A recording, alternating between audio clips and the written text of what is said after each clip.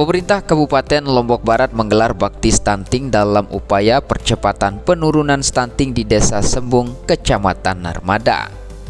Pertemuan dengan PJ Ketua TP PKK Lombok Barat Erni Zuhara Ilham, Kadis P2KB P3A, dan tim percepatan penurunan stunting serta sejumlah kadar untuk membahas percepatan penurunan angka stunting di desa setempat.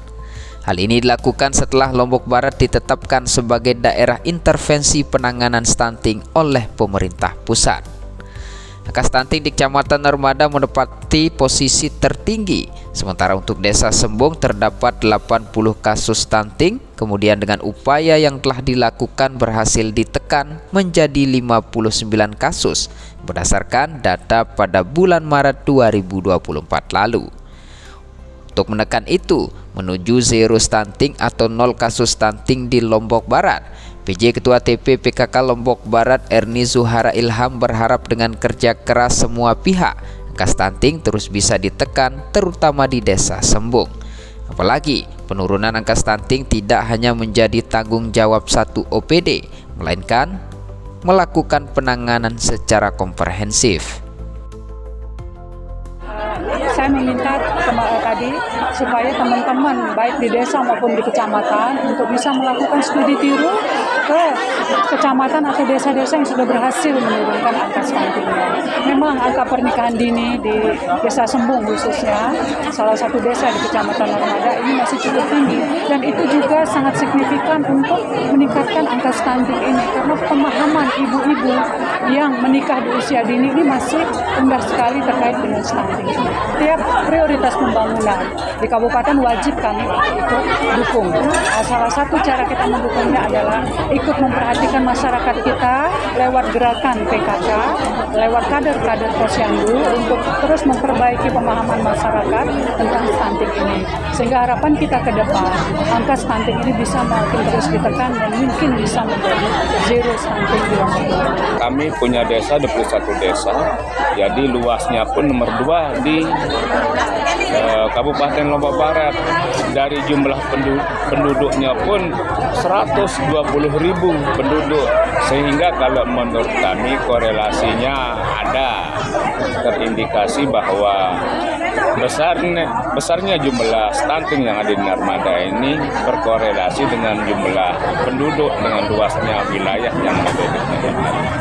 Dengan 3 PKM Puskesmas yang ada di Narmada, Puskesmas Narmada, Sedawi dengan Suranadi itu sudah melakukan upaya optimal untuk itu. Mudah-mudahan dalam tahun ini kami berusaha, dengan apalagi saya sebagai camat baru dengan kondisi yang saat ini, kami sudah berusaha dengan semampu kami nanti akan melihat dana-dana yang ada di ADD yang bisa kami alokasikan, kami koordinasikan dengan desa-desa yang 21 desa itu untuk bagaimana percepatan stunting ini kami akan gebrak bersama.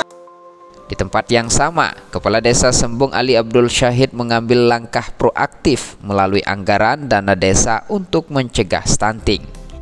Kami tidak canggung-canggung untuk mengucurkan dana lewat program dana desa, yaitu untuk peningkatan kesehatan masyarakat dan sasaran kita. Yaitu pertama, 3 tahun terakhir ini memang rata-rata kami itu sekitar 50 juta.